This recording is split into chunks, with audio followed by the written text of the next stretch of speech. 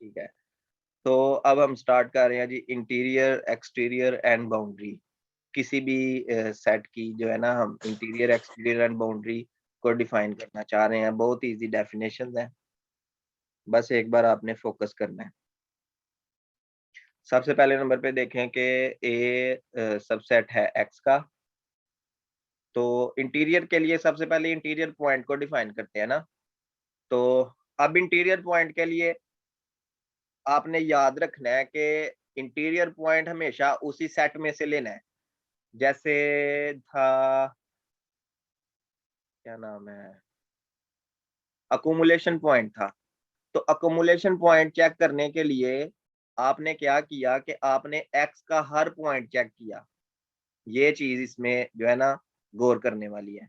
जैसे एग्जांपल हमने की थी स्टार्टिंग में, आज जब लेक्चर शुरू हुआ था, तो प्रीवियस लेक्चर में आपने देखा होगा कि जैसे ये देखें ना, पहले आप ए ले रहे हैं एक्स में से, फिर आप बी ले रहे हैं एक्स में से लिमिट पॉइंट फाइंड करने के लिए, फिर आप सी ले रहे हैं एक्स में से, फिर आप डी ले रहे हैं एक्स में से, फिर आप ई ले रहे हैं एक्स में से।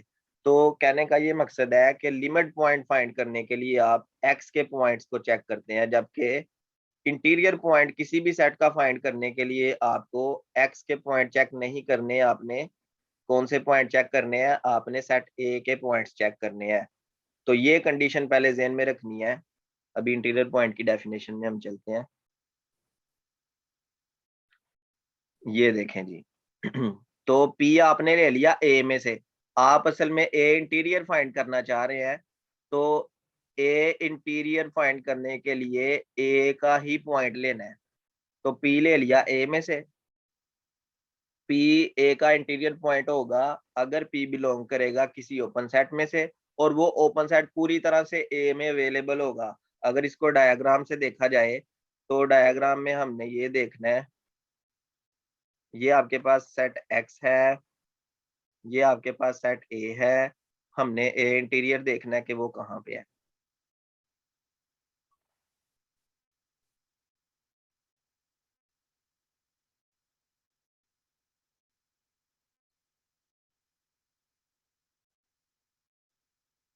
अब यहाँ पे जो है ना एन ओपन सेट लिखा है, तो जरूरी नहीं कि ये सारे ही ओपन सेट मिल जाए। सारे ही ओपन सेट जो है ना वो ए में पूरी तरह से अवेलेबल होने चाहिए। तो अगर आपको, आपने इस पॉइंट पी का ना इंटीरियर पॉइंट देखना है। अब पी ए का इंटीरियर पॉइंट होगा किसी टोपोलॉजी के हिसाब से। जाहिर है टोपोलॉजी की हेल्प लेंगे तो आप इंटीरियर पॉइंट फाइंड करेंगे। टोपोलॉजी बदल जाएगी, इंटीरियर पॉइंट भी बदल जाएगा। तो टोपोलॉजी का रोल जो है ना ये सबसे ज्यादा होता है, मतलब 90% तो काम टोपोलॉजी यूज करके होता है ना। तो पी ए के इंटीरियर में होगा अगर पी को कंटेन करने वाला कोई ओपन सेट मिल जाए। जैसे ये मैं जी यहाँ पे लिख रहा हूँ। अब देखें जी पूरी तरह से ए के अंदर अवेलेबल है। अब एक स्टूडेंट कहता है जी कि मुझे एक ओपन सेट मिला है, इस जी के अलावा भी एक ओपन सेट मिल गया जो पी को कंटेन कर रहा है, लेकिन वो ए से थोड़ा सा बाहर भी है। तो हमने इस एज की फिक्र नहीं करनी, ठीक है। जबकि लिमिट पॉइंट में आपको सारे ही ओपन सेट पे वो कंडीशन सेटिस्फाई करानी होती थी। लिमिट पॉइंट में यही था ना, ओपन सेट में से पॉइंट माइनस किया, इंटरसेक्शन किया ए के साथ, ठीक है, और वो नॉन एम्प्टी आया तमाम जी आईज के लिए था। मतलब जितने भी जी आईज है ना वो इस कंडीशन को सेटिस्फाई करने चाहिए लाजमी तौर पर। लेकिन जो इंटीरियर पॉइंट है उसमें अगर एक भी आपको ओपन सेट मिल जाता है तो दूसरे ओपन सेट की फिक्र नहीं करनी। एक ओपन सेट मिल रहा है, देखें पी है वो जी में है, और जी पूरी तरह से जो है ना वो ए में है। तो अगर ये चीज आपको मिल गई है तो हम कह सकते हैं कि पी चला गया ए के इंटीरियर में। सही हो गया? किसी का कोई क्वेश्चन हो इस बारे में?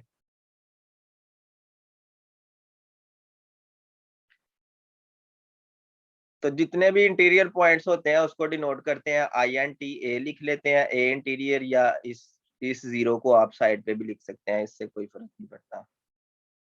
तो अब इंटीरियर के बारे में थोड़ा सा, अब जो हाँ क्लोजर था ना, क्लोजर की सारी बातें आप उल्टी कर दें।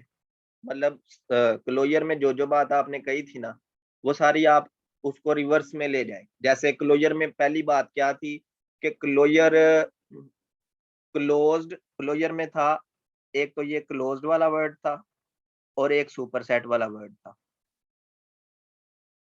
अब आप क्लोज्ड को सारा उल्ट करें तो क्लोज की जगह ओपन बात आ जाती है और सुपरसेट की जगह सबसेट आ जाता है।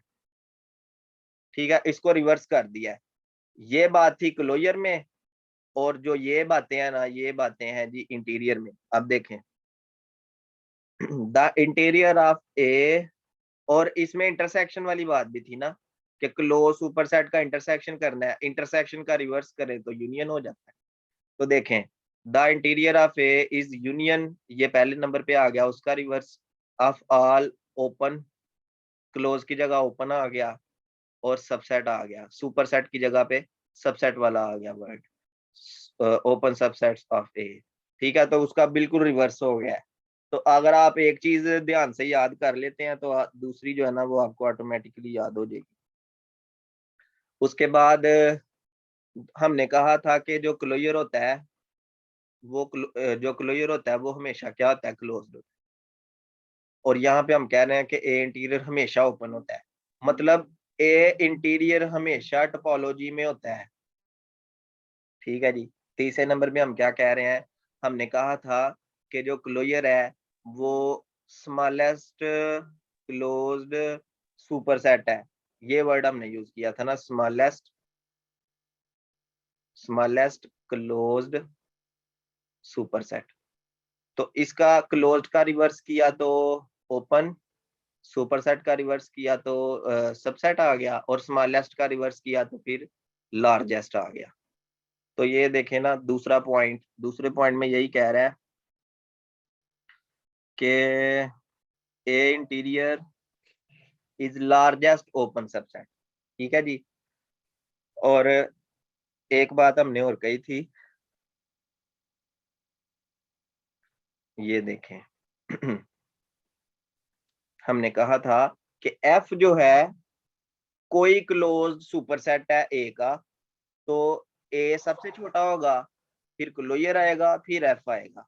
अब इसको फुल रिवर्स कर लेना अपने इंटीरियर के जो है ना कंसेप्ट में, तो वो इसको फुल रिवर्स अगर किया जाए तो वो ये है कि अगर जी कोई ओपन सबसेट है, सुपरसेट की जगह आप सबसेट आपने यूज कर लिया, तो वो जो एफ सबसे दाएं तरफ था उसकी जगह पे अगर जी को रिवर्स किया जाए तो जी सबसे लेफ्ट साइड पे आ गया, फिर इंटीरियर आ गया, फिर ए आ गया। इसका मतलब है कि ए इंटीरियर हमेशा ए का सबसेट होता है और ए हमेशा ए क्लोजर का सबसेट होता है। ठीक है, ये दो जो बातें हैं ना ये हमेशा ट्रू होती हैं किसी भी टोपोलॉजी में। सही हो गया। तो एक और बात थी कि ए जो है वो अगर क्लोज्ड हो, अगर ए क्लोज्ड हो तो ए क्लोजर ए के इक्वल होता है। और यहाँ पे कह रहा है अगर ए ओपन हो तो ए इंटीरियर ए के इक्वल होता है। तो अगर आपने वो प्रीवियस थ्योरम अगर कर लिया ना तो आपको ये चीज अच्छे से याद हो जाएगी। सही हो गया। तो अब हम देखते हैं एक्सटीरियर कैसे फाइंड करना है। अगर आपको इंटीरियर फाइंड करने का तरीका आता है ना, अगर आप इंटीरियर फाइंड करने पर माहिर हो गए 100%, तो एक्सटीरियर फाइंड करना कोई मुश्किल बात नहीं है। एक्सटीरियर को EXTA कहते हैं। तो एक्सटीरियर फाइंड करने के लिए पहले नंबर पे ए का कॉम्प्लीमेंट फाइंड करें और उसका फिर आप इंटीरियर कर लें, मतलब कि एक्स में से ए माइनस करें, जो भी आंसर आता है उसका इंटीरियर फाइंड कर लें। ठीक हो गया। तो ए कॉम्प्लीमेंट का इंटीरियर जो है ना वो एक्सटीरियर ऑफ ए होता है। उसके बाद बाउंड्री ऑफ ए क्या होता है, अगर आपने किसी भी सेट की बाउंड्री फाइंड करनी है, बाउंड्री ऑफ ए को फ्रंटियर ऑफ ए भी कहते हैं, एफ और ए भी कहते हैं। ठीक है जी। तो फ्रंटियर ऑफ ए फाइंड करने के लिए ए इंटीरियर ले लिया, उसके साथ यूनियन किया ए कॉम्प्लीमेंट के इंटीरियर का। तो इसका ये मतलब हुआ कि जैसे ये आपके पास एक टोपोलॉजिकल स्पेस एक्स है, ये कोई सेट ए है, तो ये ए के अंदर से इंटीरियर आ गया और ये बाहर से एक्सटीरियर आ गया। इन सब को इकट्ठा किया, यूनियन कर दिया और इसका कर दिया कॉम्प्लीमेंट। कॉम्प्लीमेंट करने से क्या होगा कि आपके पास जो है ना ये जो रेड लाइन आपको नजर आ रही है ना, ये बाउंड्री आ जाएगी ए की। मतलब कि इस पूरी वैल्यू को एक्स में से माइनस कर दिया तो जस्ट ये जो इसका छिलका आ गया इस सेट का, वो आपके पास बाउंड्री आ जाएगी। ठीक है जी।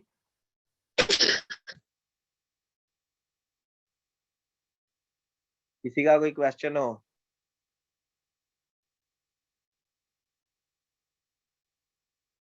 अभी एक मजे की बात ये है कि जो थ्योरम 5.9 है ना, वो क्लोजर का एक और फार्मूला हमें बता रहा है। अब देखें, पिछले पेज पे अगर जाएं तो क्लोजर को आपने दो तरीकों से फाइंड किया था।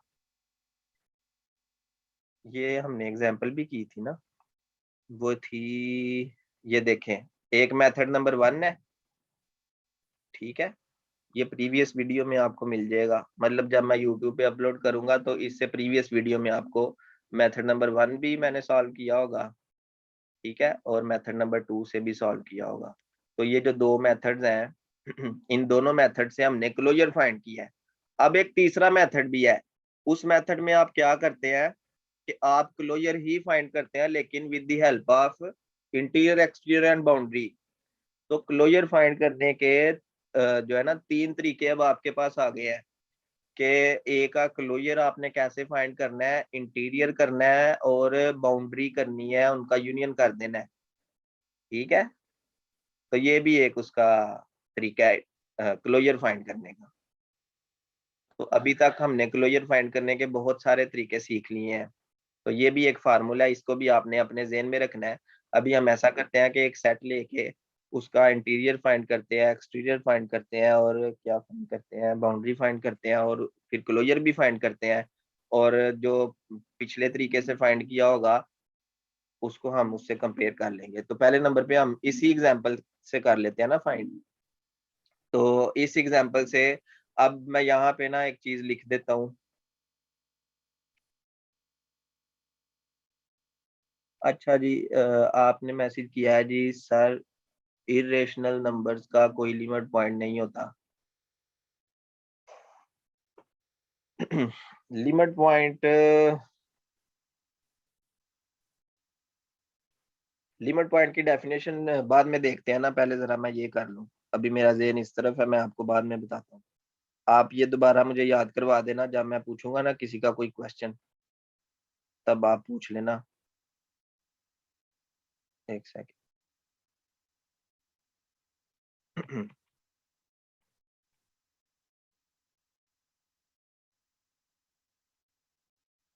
यहाँ पे फाइंड कर लेते हैं।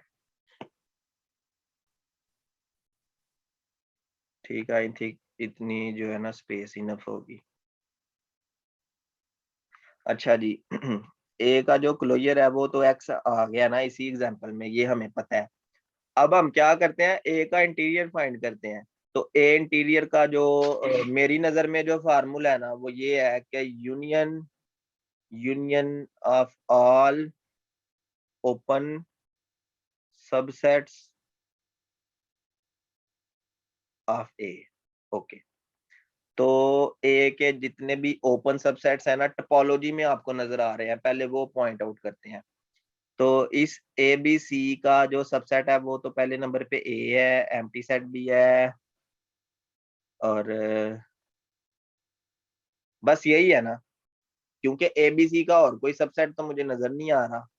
तो इन दोनों का यूनियन कर लें, एम्प्टी सेट यूनियन विद ए, क्योंकि ये दोनों ए के ओपन सबसेट्स हैं। तो ए का इंटीरियर आ गया आपके पास A, so A interior is equal to ए।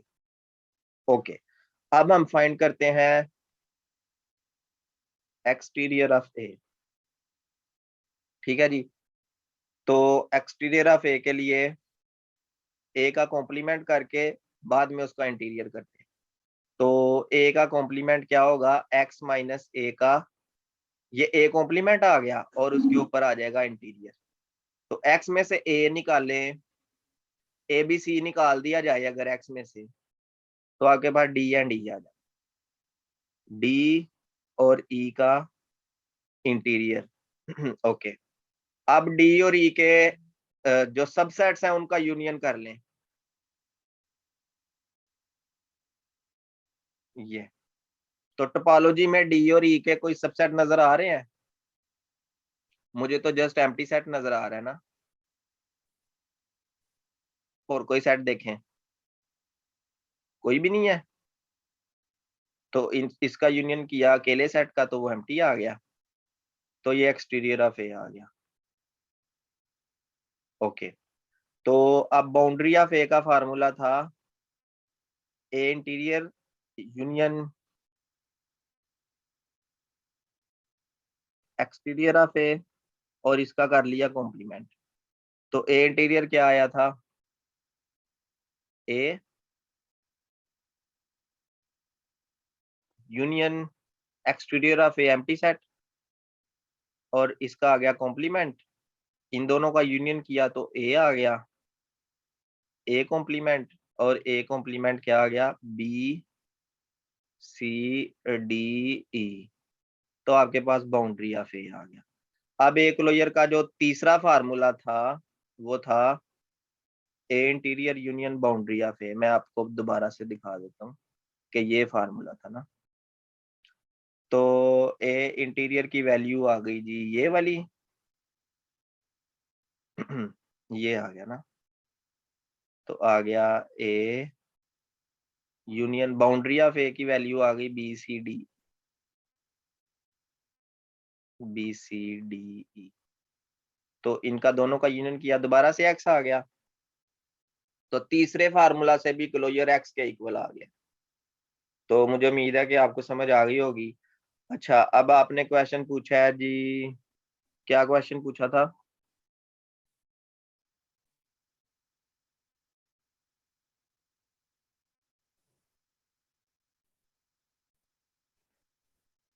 क्या क्वेश्चन पूछा था कि सेट ऑफ इरेशनल नंबर्स जो हैं, इरेशनल नंबर्स का क्या फाइंड लिमिट करना है? पॉइंट क्या होता है?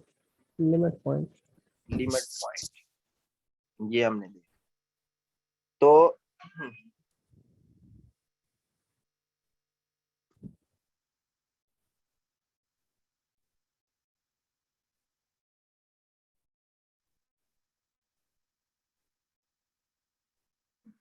तो रियल लाइन चेक आपने वैसे ही करना है। ठीक है जी, ये रियल लाइन आपके पास आ गई। अब रियल लाइन पे जैसे आपको रेशनल नंबर नजर आ रहे हैं वैसे ही रेशनल नंबर भी होंगे ना, जैसे ये इरेशनल। तो इरेशनल नंबर भी आपको बहुत सारे यहाँ पे नजर आ जाएंगे। ठीक है, क्योंकि देखें Q union Q complement is equal to R होता है ना। तो अब इसका लिमिट पॉइंट देखने के लिए अगर कोई पॉइंट आप लेते हैं तो उसके इर्द गिर्द कोई ओपन सेट जी ले लेते हैं।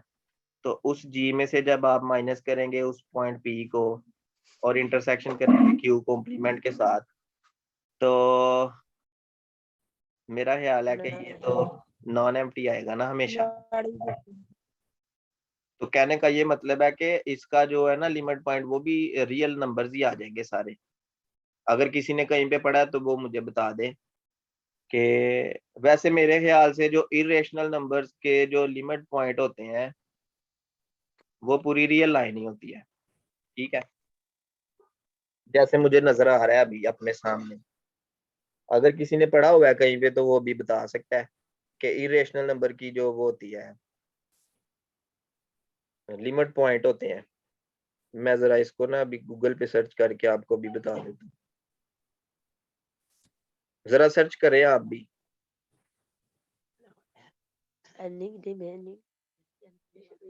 माइक ऑफ कर लिया करें ना।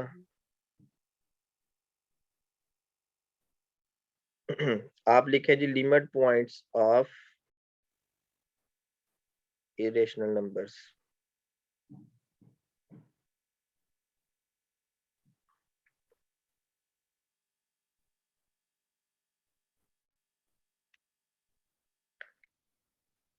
आर ही होता है ना, ये मुझे वेबसाइट पे मिला है ना, नेट पे गूगल में आर ही होता है।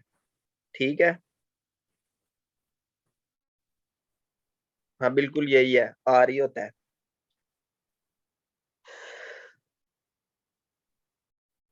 डांस करेगा या नहीं ये हमें नहीं पता। डांस, अभी डांस का भी चेक कर लेते हैं। इरेशनल नंबर का वो और उसका यूनियन किया, बिल्कुल ये डांस करेगा ना। क्यों भी डांस करता है, क्योंकि डांस का मीनिंग ये है ना कि बहुत ज्यादा मिकदार में पाया जाना। तो जैसे रेशनल नंबर बहुत ज्यादा मिकदार में पाए जाते हैं रियल नंबर्स में, इसी तरह इरेशनल नंबर भी तो पाए जाते हैं, बल्कि इरेशनल नंबर बहुत ज्यादा पाए जाते हैं। ठीक है, तो मैं अभी आपको दोबारा लिंक सेंड करता हूँ।